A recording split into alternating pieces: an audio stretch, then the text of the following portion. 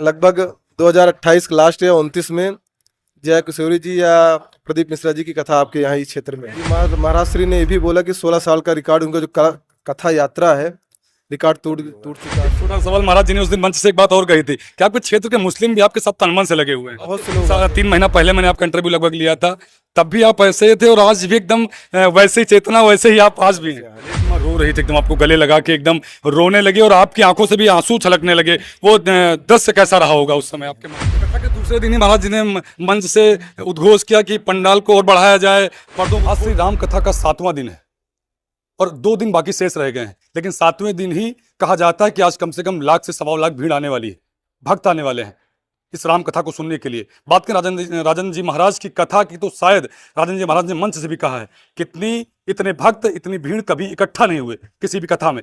शायद ये आनंद पांडे की लगन और मेहनत है, ऐसा कहा जाता है। लेकिन कथा में कुछ चेंज भी है, शायद 19 तारीख को कथा का समय कुछ बदला जाएगा। उस दिन कथा शाम को 3 बजे नहीं होगी। आनंद, सबसे पहले तो सब बहुत बहुत धन्यवाद आपको। जय जय जय जय सिया राम। इतनी बड़ी कथा पूरे यूपी में अभी तक किसी ने नहीं करवाई। जी। नहीं, ऐसा हम नहीं बोल सकते हैं। कथाएं अपने आप में सब दिव्य होती है। यह है हम सबका सौभाग्य है, हमारे क्षेत्रवासियों समाजवासियों का भाव स्नेह कुछ ज्यादा ही इस कथा में है। कथा के दूसरे दिन ही महाराज जी ने मंच से उद्घोष किया कि पंडाल को और बढ़ाया जाए, पर्दों को खोल दिया जाए। जी, महाराज श्री ने ये भी बोला कि 16 साल का रिकॉर्ड उनका जो कथा यात्रा है रिकॉर्ड टूट चुका है 16 साल का। और पंडाल तो मैं 2 किलोमीटर कर दूं तो 2 किलोमीटर बाहर भी रहे, क्योंकि 8-8 10-10 किलोमीटर भीड़ लग रही है। प्रशासन के लोग पूरा एकदम मुस्तैद हैं और आपके क्षेत्रीय लोग भी काफी मेहनत कर रहे हैं। प्रशासन तो थक चुके हैं, अभी पीएससी भी आगे रख गई है, दो गाड़ियां पीएससी की आई हुई हैं। और क्षेत्रवासी भी आप देखिए, जो श्रद्धालु बाहर से आ रहे हैं बहुत खुश हैं कि हमारे क्षेत्रवासी हर तरीके से मदद कर रहे हैं और बहुत डिसिप्लिन के साथ में सबको बैठा रहे हैं, कथा श्रवण करवा रहे हैं। उसके बाद सबको कथा उपरांत निकालते भी हैं जगह। कहा जा रहा है कि जो 19 तारीख को कथा होने वाली उसका समय कुछ परिवर्तित रहेगा, क्या रहेगा कथा का समय? कथा का संभवतः 10 बजे से स्टार्ट होगा, 1 बजे तक कथा चलेगी। उस दिन रात में कथा नहीं होगी? नहीं, उस दिन रात में कथा नहीं चलेगी। नेक्स्ट डे दिवाली है, महाराज जी को भी घर जाना है, उनकी टीम को भी घर जाना है। बहुत से लोग भी जो यहाँ पे आके रुके हैं सबको दिवाली घर पे मनाना है। इसी की वजह से इसको देखते हुए 10 से सुबह मॉर्निंग 10 बजे से रखा गया, जो कि महाराज जी कल परसों बोल देंगे उसको। और जो लोग हैं उनके मन में एक सवाल है कि क्या दोबारा कभी कथा होगी परानुपुर में? बहुत अच्छा सवाल है, बहुत अच्छा हुआ है।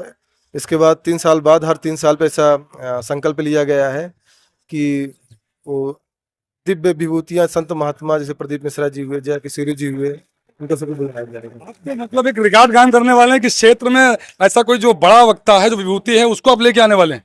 जी, अपने क्षेत्र के जैसे शिव महापुराण हुआ, श्रीमद् भागवत कथा हुआ, हनुमंत कथा हुआ, तो सब हैं। अभी संख्याएं तो बहुत हैं, लेकिन प्रदीप मिश्रा जी या जय किशोरी जी, उसके बाद भगवत धाम सरकार जी का भी होगा। एक छोटा सवाल, महाराज जी ने उस दिन मंच से एक बात और कही थी कि आपके क्षेत्र के मुस्लिम भी आपके साथ तन मन से लगे हुए हैं। बहुत से लोग आते हैं भैया, बहुत से लोग आते हैं। कल सुबह भी आए थे, बहुत से लोग बैठे हुए थे यहाँ पे आके फोटो खिंचा के जाते हैं, महाराज जी से भी मिल के जाते हैं। आपने देखा होगा वीडियो में आए थे, वो बेचारे बस आके बैठे थे कि बस मुझे राम नाम ही सुनना है, बस और कुछ नहीं। जो लोग सुबह 7 बजे से आ जाते हैं उनके लिए संदेश क्या देना चाहेंगे?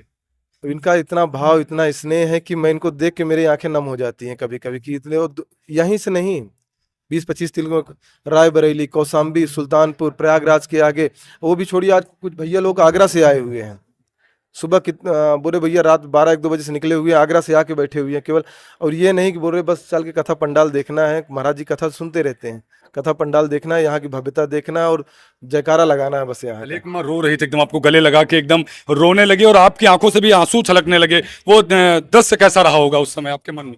उनका ऐसा भाव देख के उन्होंने सीने से लगा लिया, और उनका भाव देख के मैं अपने आप को भी नहीं रोक पाया वहां पे, क्योंकि मुझे लगता है जो मैंने संकल्प लिया था कि ये भाव मुझे चाहिए, और हमारे क्षेत्रवादी समाजवादी जितने भी लोग हैं उन्होंने ये भाव दिखाया हमें। आज के 3 महीना पहले मैंने आपका इंटरव्यू लगभग लिया था, तब भी आप ऐसे ही थे और आज भी एकदम वैसे ही चेतना, वैसे ही आप आज भी हैं। एनर्जी तो आप ही लोग दे रहे हैं ना, ये जितने श्रद्धालु हैं इनका स्नेह और प्रेम ही एनर्जी देगा। ऐसा लगता है 24 घंटा होता है, मुझे लगता है 26 घंटा 28 घंटा काम करते हो ज्यादा अच्छा रहता। एक बार फिर से उद्घोष करिए पुराना वाला 3 महीने वाला, कि 3 महीने बाद आप पूरा 3 साल बाद कथा मतलब करवाते रहेंगे क्या पूरा? ये लगभग 2028 के लास्ट या 29 में जय किशोरी जी या प्रदीप मिश्रा जी की कथा आपके यहाँ इस क्षेत्र में है। बहुत बड़ी बात है 2028 या 29 में जया किशोरी जी की कथा होगी, मतलब जया किशोरी प्रदीप जी की। जया किशोर जी और प्रदीप मिश्रा जी, प्रदीप मिश्रा जी का शिव महापुराण जी और श्रीमद् भागवत कथा जया किशोर जी के साथ में होगा। बहुत बहुत आपका धन्यवाद। जय श्री राम। आपका और बहुत बहुत बधाई आनंद भाई आपको कि आप इतना बड़ा कार्यक्रम करवा रहे हैं।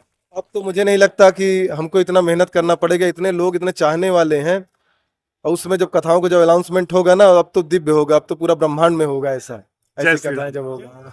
बहुत बहुत धन्यवाद, हमारे साथ आनंद भैया थे। और एक मैं आपको जानकारी दे दूं, शायद बहुत जानकारी आपको जानने के लिए बहुत जरूरी है वो 2028 या 29 में इससे भी हो सकता है ज्यादा लोग आए, क्योंकि प्रदीप मिश्रा जी की कथा भी होगी, जया किशोरी जी की भी कथा होगी, और समय रहा तो राजन जी महाराज की कथा दोबारा भी होगी।